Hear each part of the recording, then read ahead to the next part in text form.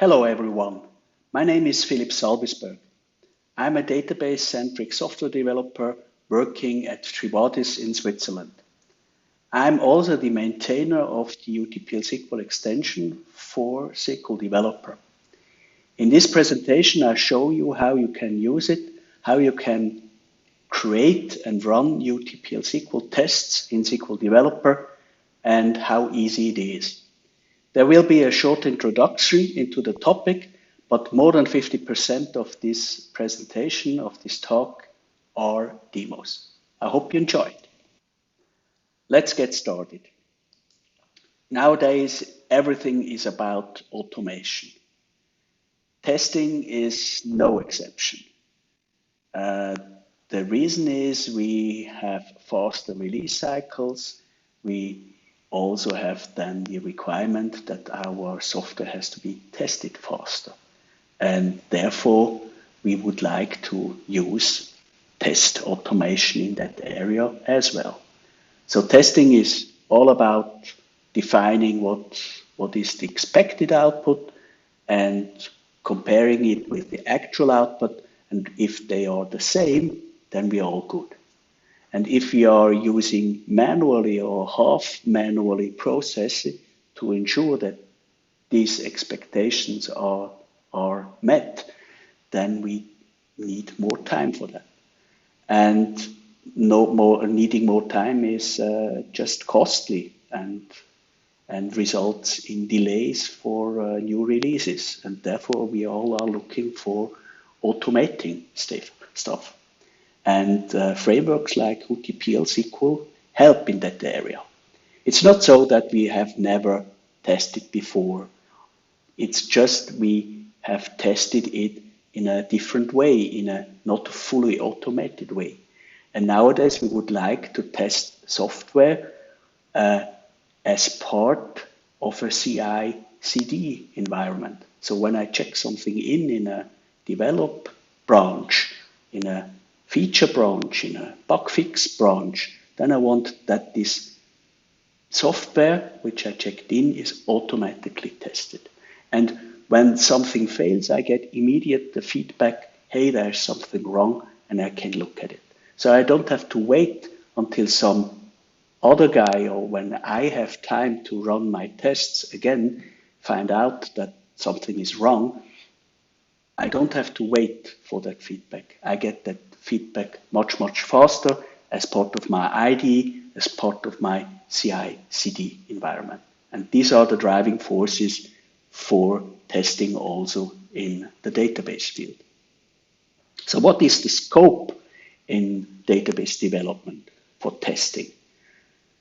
Basically, every component you deploy in the database has to be tested. But what are they, for example?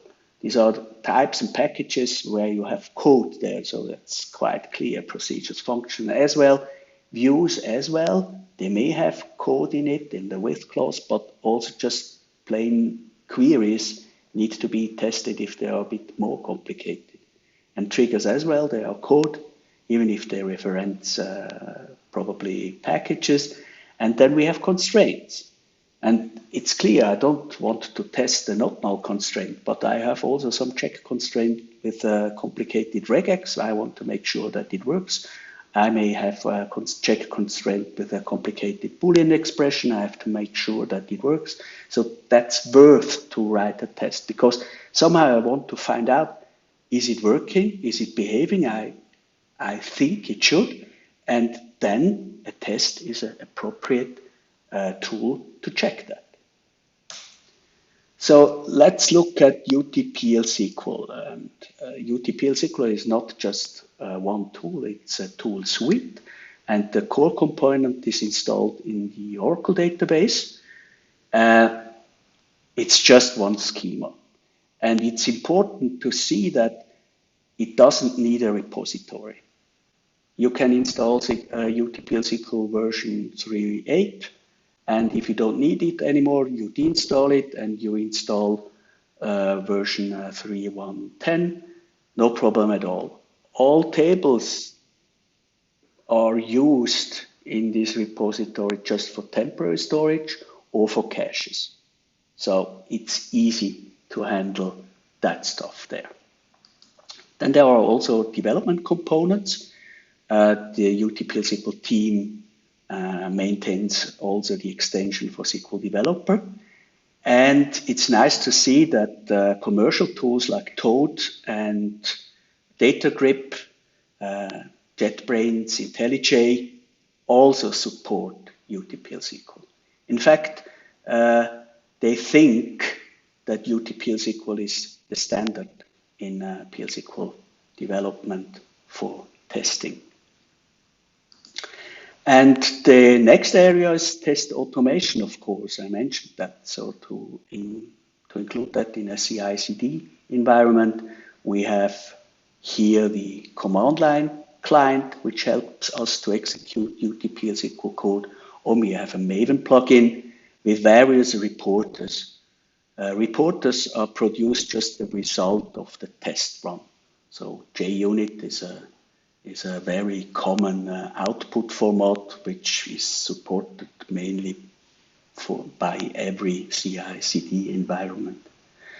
And not only test results are provided, also coverage reports. So to see when I run this test suite, that much of my code has been covered there. We produce result in that area as well. And that's the base to make utPLSQL part of every CI/CD environment. There is no CI/CD environment where you cannot run utPLSQL. So that's quite nice. So how does a utPLSQL test look like? So that's the most simple version I can think of. It's just a simple package. And as mentioned before, you define what it is by annotations. By defining here the package here, it has to be placed within the package. Outside it will be lost. Therefore, we have to place the annotation inside the package. You say that's the suite. I have a lot of additional annotations there. No time to explain them all in this talk. And the next thing I have to define is this procedure is a test. That's it. There are a lot of other annotations I can place in, but that's the minimal definition of a test. And the implementation of such a test is easy. You do what you always do in a test is you compare some expected value with some actual value. And then when the expectation is met, then the test is good. If not, then some details about the failure are reported. And in this case, I compare two query results. The first query result is here, select star from depth without the depth no 30. And the expected result are all rows in the depth table. And then I can also say when I compare these results, I would like to join them with the depth. So I have more granular information when I compare this stuff. So this thing here is called a matcher and is a core concept in utPLSQL. It doesn't work differently if I compare integer values. I had other talks where I showed such an example, but for database development, this is the driving force for me to use utPLSQL instead of another framework. So this is really, really cool stuff. And I wanted to run such a test. I can do it from SQL Plus or SQL CL as well. I show how it works in SQL Developer a bit later. So I enable GBMS output and I run a test. Basically, I can define a lot of variants. I can define a hierarchy of my tests in suites, or I can also tag my tests and exclude some slow running tests, whatever. There are a lot of options here. And then when I run this, I get my report. Basically, I hope that I don't have a failed test, but in this case, I just got 3 rows and I expected 4, and therefore I got here a difference report. And this is really cool stuff. How do you install utPLSQL? You start with the core testing framework to be installed in your Oracle development databases. Download the latest version from this link. Unzip the downloaded file, go to the source directory, start SQL+, and run install headless.sql. By default, a user UT3 is created with this password, and all data is stored in the user's tablespace. If you do not like these defaults, no problem. You may pass alternative values to that script. To install the SQL Developer extension for utPLSQL, go to this link and download there the latest version. Then within SQL Developer, in the help menu, you may choose check for updates and you get this dialog here. At the bottom, you see an install from local file. Select the previously downloaded file, press next, next, next, and then you will be prompted to restart SQL Developer, and you're done, or better, you're ready to build and run tests in SQL Developer. So where do we start now? Do we start from scratch, or do we start based on some existing packages? So it really depends where you are. If you haven't developed any packages yet, that's the only starting point. If you have already some packages, then you may choose to generate some skeletons using utPLSQL. I demonstrate both approaches in my next demo. So let's create some utPLSQL tests and run them. For this demo, I want to test a procedure that populates the depth cell table. The depth cell table has this structure, 3 columns, here also the data, depth, no depth name, and the salary. And the salary is the sum of the salary of its employees. Operations doesn't have employees, so the salary is there null. There's a package that populates this table. And we want to test for this demo the load from top procedure. The load from top procedure as a first step calls clear depth cell. This deletes the content of the table. In the next step, it inserts the depth cell rows from a query here, and then the transaction will be committed and some output will be printed via the WMS output. That's it, not really complicated. So to test it, we start from scratch, open a worksheet, and utPLSQL comes with some code templates, so I don't have to type everything.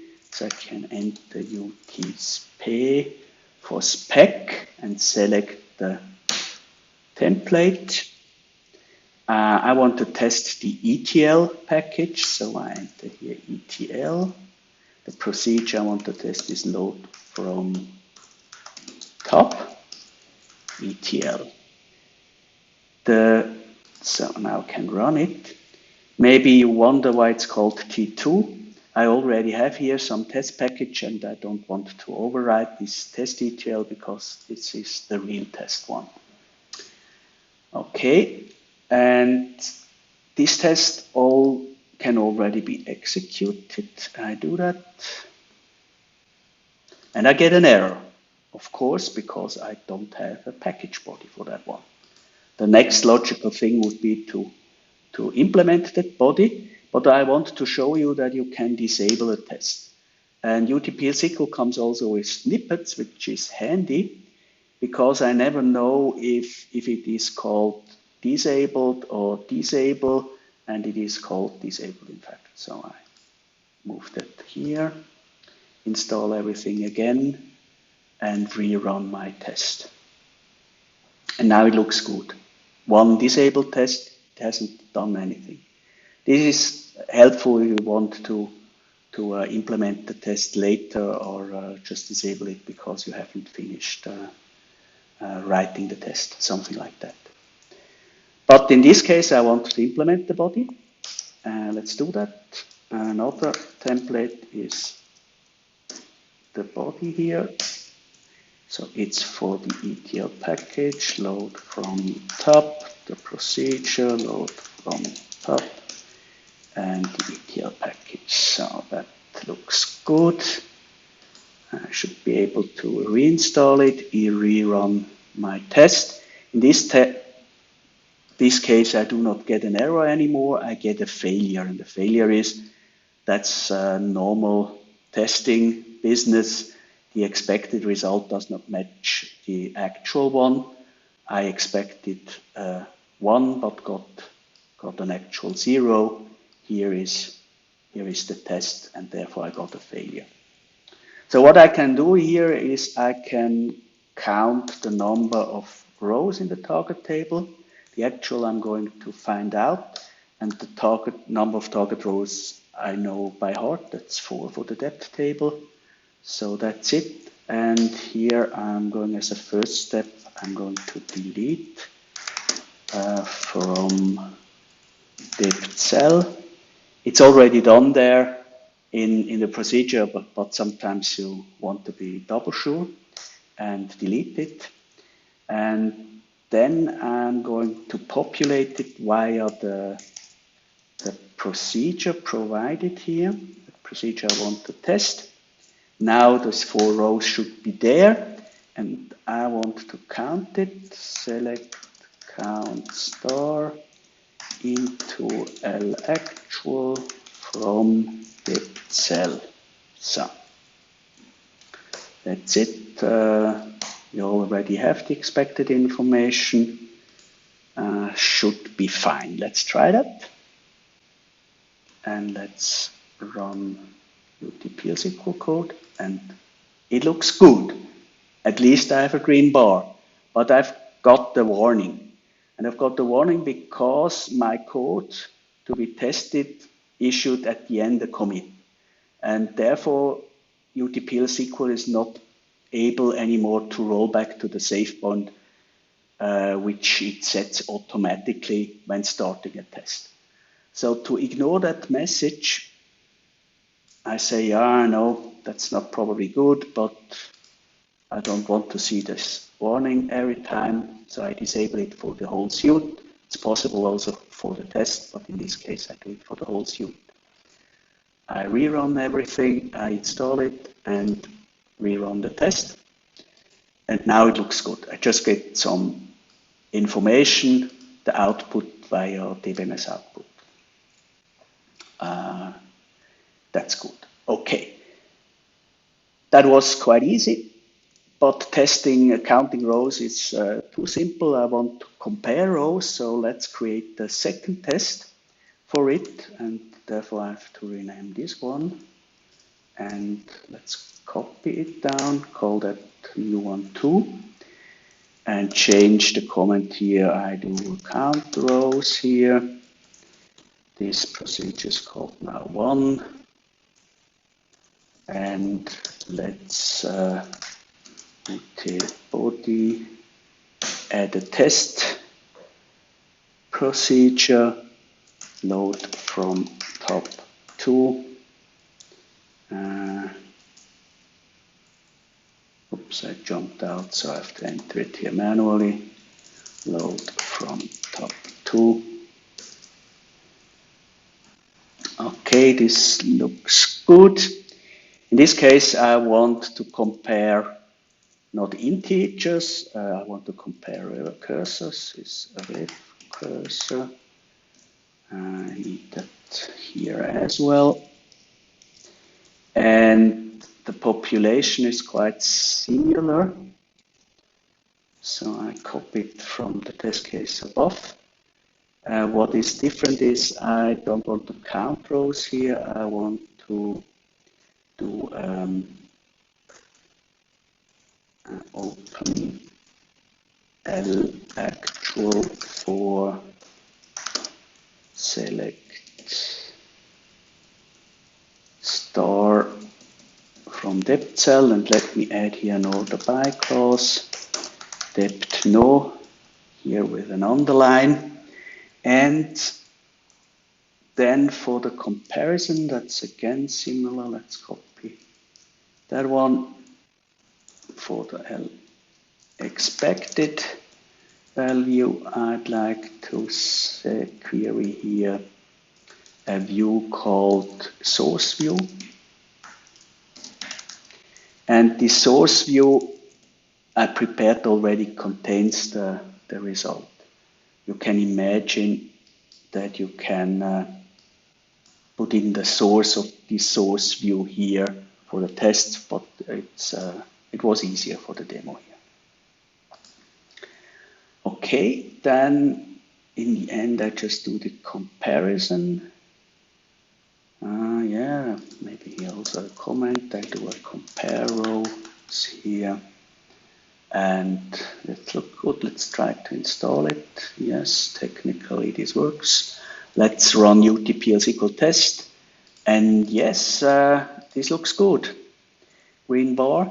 But what I don't like here is the description. The description is the utPLSQL path. The common part is shown in the header. And I just see 1 and 2, but it's short, but I have no idea what it is. So maybe I should add here some comment and say load from top, and I do here count rows, and below I say load from top and do a compare rows, something like that. That looks better. So let's look in the utPLSQL runner. And now I see, okay, that's the one who tests the count rows, and that's the one who compares the rows. And it also makes sense that this one is a bit slower. Good, but the interesting stuff begins when you have failures. So let's create some. And one way to create failure here when I'm comparing rows is to say, okay, let's change the sort order of one cursor. Let's do that here, descending for the actual values. And let's look what utPLSQL says when I rerun it. This one is okay, but that one failed. And let's open it up a bit in a larger window. And I see here that I got 4 rows. And I expected 4 rows, that's good. So it also shows me the count row test is not really necessary. And then I get differences, 4 differences, 4 rows, all rows are different. I get a result per row, the actual value for depth 40, for 10, the second row, 30 and 20 and so on. So you get a very detailed result by SQL, utPLSQL. When comparing cursor, which is actually the same syntax as I've used here for comparing integer value. So to solve that, I could just change the ascending or remove the ascending. But there's another option I'd like to show you. It's possible to say to utPLSQL, my input is not ordered, so you are responsible to order the results at first before you do the comparison to minimize the differences you get. So I say, do the comparison this way. And then I can install that again and rerun the test. That's that window. And I say this looks good. So this unordered really worked. So what I could do also is let's check when one row is not provided in the actual. So where depth no is not equal 40. should deliver 3 rows. And let's look at the result in utPLSQL. And in fact, it says, yeah, I get about 3 rows, 4 are expected, and 1 row is missing. So I really get the information, this is missing. It's not, there is 1 more, so it's really very precise. It says it is missing. I like that very much. And then I can try the same thing here when I reduce the result for the expected and rerun it. And this time I see I got 1 extra row, again very precise. And this is why it is really important where you put here when you do the expectations and the comparison here, what is actual, what is expected. And it's in fact a bit different than to JUnit, just the other way around. But then when you do it right, you get also the right error message. I got 1 extra row here. So to finish that test, I don't really need an order by clause. The where clause is wrong, and I don't need the order by clause here either. Selecting is a bit difficult. So, okay. So that's the complete test. Let's install it and do a final test with that one. That's it. So that was creating 2 tests from scratch and running it. So the next question is, what shall I do when I have already a lot of packages? And most of my customers already have a lot of packages, and not all of them have tests. So you would like to start, for example, to generate the tests for the ETL package here. How can I do that? So let's go to the preferences first and look at the code templates. You have seen this code template previously in action. I used it when I created the test package body. And what you see here, it's only 1 test defined for a procedure. And usually that's not the typical case. When you test something, you do at least 2 tests, positive and a negative one. That's my approach, if it's feasible, at least 2 tests. So I can change the templates generated by utPLSQL. Here are some preferences. I can say, okay, let's say I don't want to override my manually created test, and I want to change the number of tests per unit to 2. And I also would like to add here an underscore at the suffix, and they shall be disabled by default. And then I can create the code templates. I can jump here back to the code templates. Let's look at the UT body again. And then I see there's a test case 1 and a test case 2 in the templates. I press OK. And the next step is I can go to the package I'd like to create tests for. For the ETL, I can do that on the body. I can do that on the package. Specification, it doesn't really matter. And I select here from the context menu, generate utPLSQL test. And voila, 500 lines of code generated. And I see here the tests generated by SQL Developer right now. And then what you see here are these 2 tests, and something also interesting is this context annotation. Context defined here and ends here says these 2 tests belong together. They are testing the same thing. And then here we have the next context. These 2 things belong together. They are testing the load from view procedure, and so on and so forth. These are this is the package specification, and here the body, and the body is the template we used before.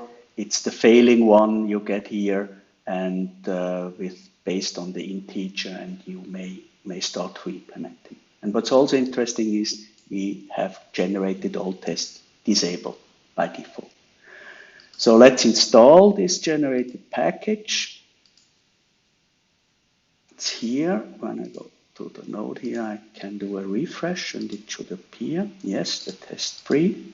Can run it from here. And 22 tests have been executed. All are disabled, so it's not really interesting. What I can do also is I can generate packages for a complete schema. This is done with the help of AutoGen. utPLSQL provides generators for AutoGen, and I can choose here generate tests. Then these are grouped. I can generate tests for functions, for types, for standalone procedures, and of course also for packages. And AutoGen here finds that these 6 packages to generate. There are more packages here, but these other packages here are test packages. And based on our annotations, it finds out, well, these are the real business packages, so they need testing, not the other ones. So I can generate them here. In this case, the code is generated into a directory for specs and body, each a file. I can choose here the prefix. Let's say choose here the 4 prefix and keep the other defaults as is and generate that to the worksheet. And here's the script in the worksheet. It's just the installer. I can run it. Yes, I have to choose a connection. And let's open just the first file. And you see it looks quite similar. It's just a different prefix, but it looks quite the same as we had it for the T3 package we generated previously. Have I already installed it? I don't know. Let's install it. And after they are installed, I do the refresh here on the connection node. And I should see now here the T4 packages, and I can run them from utPLSQL. Okay, 60 packages generated. I can also run all packages in my schema. I show that. These are 117. A lot of them are disabled. So therefore I'm going to don't show disabled tests already enabled, so I can show disabled tests, or I can disable them. And what I can also do here is I can sort the tests by time. Say, let's rerun this test, maybe when they run a second time, they're a bit faster. Let's try again. No, they stay the same. And I can go back to the previous runs where I had all the results here, and I start tests from there again. So this gives you an overview how to create and run utPLSQL tests from SQL Developer. You can run code coverage reports in SQL Developer. But what is code coverage? Here's a definition taken from the Wikipedia. In other words, you've tried to find out how much of your source code has been touched when you execute a test suite. Let's look at it with an example. I created here a function f. Here's a function f. It gets a parameter a. It's an integer, and it returns an integer. If the input value is null, then it returns 0. If the input value is not null, then the parameter is multiplied with itself and the result is returned. So the question is, how many test cases do I need to get 100% line coverage? It's clear I need 2 test cases, one for the null case and one for the not null case. Let's rewrite this function. I removed new lines, I removed some spaces, and in this case, it's just differently formatted code. The very same as before, just differently formatted, but on a single line.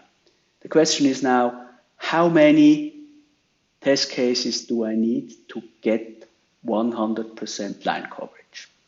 Easy, just one test. You see the flaw there. It's depending on the formatting of the code. Oracle introduced in version 12.2 the option to calculate code block coverage. A code block is a part of the code which can be executed only together at once.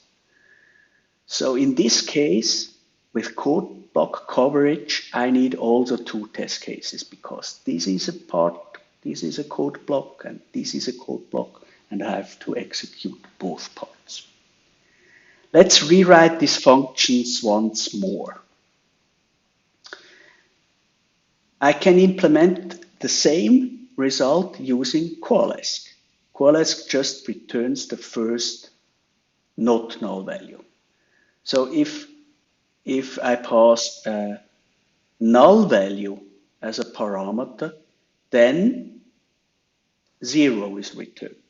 So in this case, when I pass a null value, I just need 1 test case. So you see also there's a bit the flaw with code block coverage. The reason is when I want to test the functionality, I don't want always to look into the implementation to find out how much I have to test. At a certain point, I want to define the functionality and leave it to the implementer, to the implementation, how it is done, either this way or this way. So do I want to really have test cases which know exactly how it is implemented? Do I really want to maintain that stuff? So the answer is probably no. But let's look at the utPLSQL and how line and code block coverage is covered there. Here's a test case, test package, which just has 1 test, F1. This test tests the functionality of the previous function we've seen. It works with all implementations, obviously. The test passes a parameter 2, so a not null value, and the expected value is 4. When I run that stuff, then I get the result. I get 100%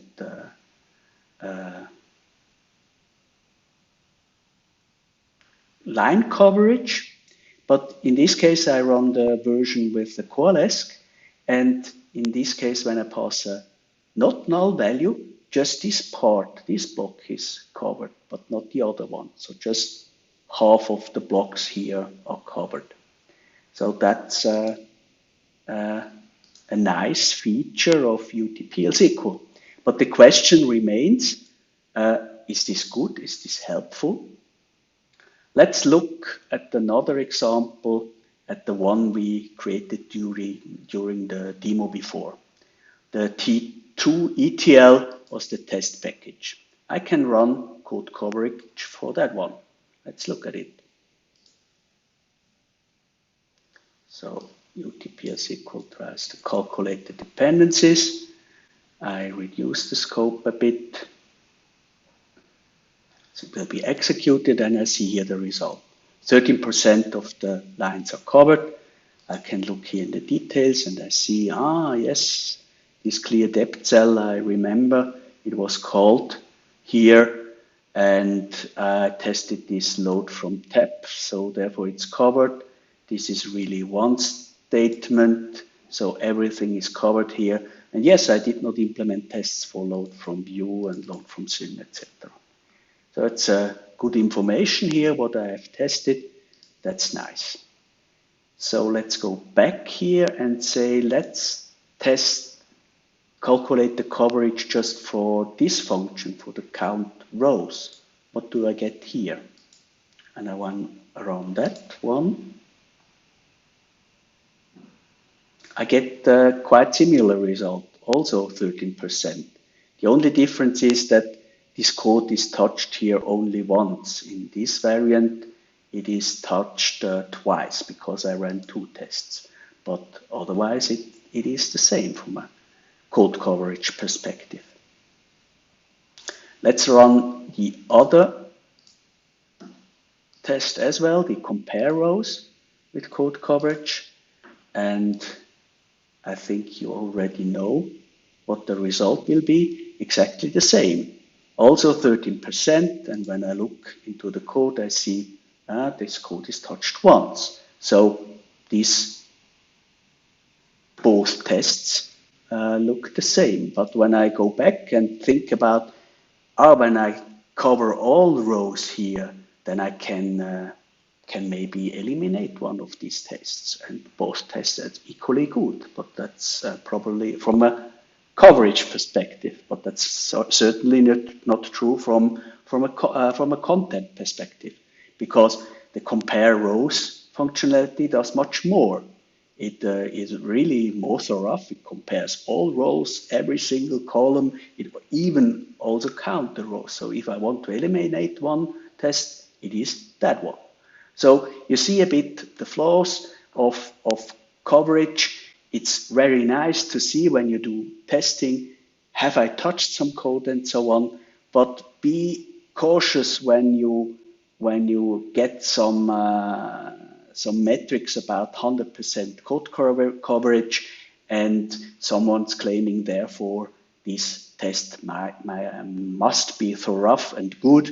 You have to look at the code, at the tests in detail to get an idea of that stuff. It's code metrics like code coverage are not enough.